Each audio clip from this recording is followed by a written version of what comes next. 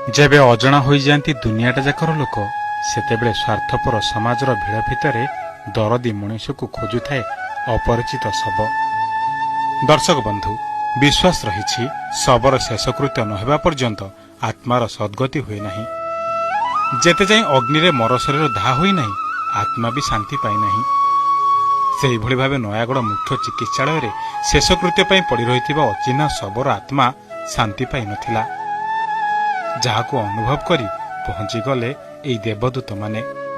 शबगृह पड़ी रही अजणा शब दरदी मनीष हाथरू मुखाग्नि टिके खोजुथिला।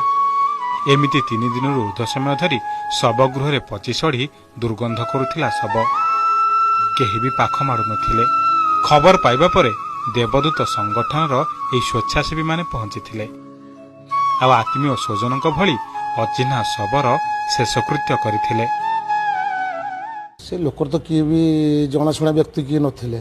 से 10 पल्ला रेफर होइक आसी हम नया ट्रीटमेंट होतले तांको ब्रेन डेड एक्सीडेंट रे आ मरीगला परे ताकू पुलिस नेकी 5 दिन हमर सबगृह संरक्षण ताकू रखा जायतिला। तार जेतु किए नहांदे ताकू तो फिर हम हिंदू परंपरा अनुसार ताकू तो हम सबडा करबा ना। प्रशासन तो किछि दृष्टि देलानी। प्रशासन हमको फोन करके हमको डाकिले हम सेवा संस्था को। से तो कौन से ए गोटे नुह आम बहुत अनन सेवा माने सेवा कलुनी माने सब सत्कार कलुनी। प्रशासन आम सेवा संस्था को डाकिक दे देके हमको दौरान आम निजे नहीं सत्कार करूँ। नयागढ़ हस्पिटाल को जिते अजणा रोगी आसुँच आम देखाशुना करुँ। सीना डॉक्टर सीना चिकित्सा करदे कि जो सेवा करवा ब्रश कराऊँ लुगापटा पिंधे दौचु। से लोकटी मरिया पूर्व आम 3 दिन काल सेवा करूँ। तो सेटा प्रशासन जानी तेणु मरीगला 4 दिन सबगृह रखला से आम कथा जाणिक आमको सबटी हस्तांतर आम हाथ में करते। गोटे हिंदू रीतिनीति अनुसार गोटे लोक पड़ी कई खाद्य भी खाती। तो ये गोटे डेड बॉडी पड़ी गोटे आम जदि हिंदू लोक होगी कह हाथ बढ़ेबानी साहय हाथ बढ़ेबानी ताले करू कि से आम ना भी रखीचु आम सेवार अनुष्ठान ना रखीचु देवदूत।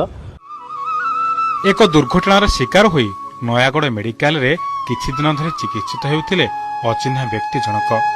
मुंडरे शक्त आघात लागिथिबारु सबकिछि से भूली जाइथिले।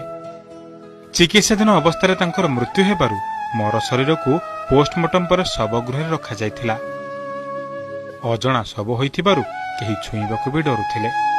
शब पचिछड़ी दुर्गंध हेबार सूचना पाई नयागढ़ अंचल ही देवदूत सेवा परिषदर युवगोष्ठी पहुंची देवदूत भली शब दाह करथिले। युवगोष्ठी निजे काठ संग्रह करने सह स्थानीय श्मशान रे दाह कार्य शेष होगा पर्यंत रही शेषकृत्य करथिले। युवगोष्ठी एभली समाज सेवामूलक प्रयास को देखि विभिन्न महलरू प्रशंसा करा जायछि। एभली देवदूत माने समाज पई निहाती दरकार। शबगृह आनिला आम शब को लेकिन श्मशान को जाइलु।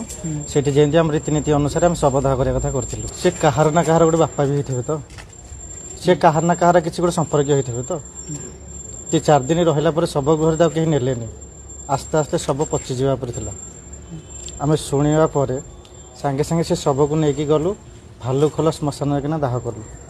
आमको गोटे लागिला मन गोटे भगवान गोटे काम बोली लागिला।